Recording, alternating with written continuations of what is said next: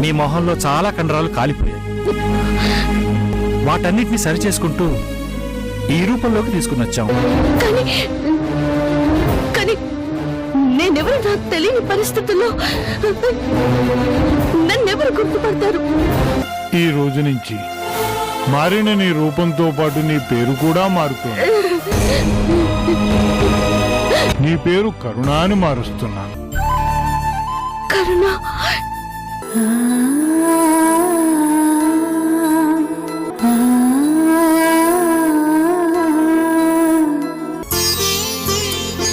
ఆ అమ్మాయి జీవితం నీ చేతుల్లో ఉంది. నీ భవిష్యత్తు కూడా నీ చేతుల్లోనే ఉంది. కష్టమైన మనసుకు సర్ది చెప్పుకొని అమృత నువ్వు సుఖంగా ఉండండి. ఉంటాను రాజా. అలాగే మూర్తి గారు, వెంటనే విషయం మన అందరికి చెప్పాలి. నాకు చాలా ఆనందంగా ఉంది చందు.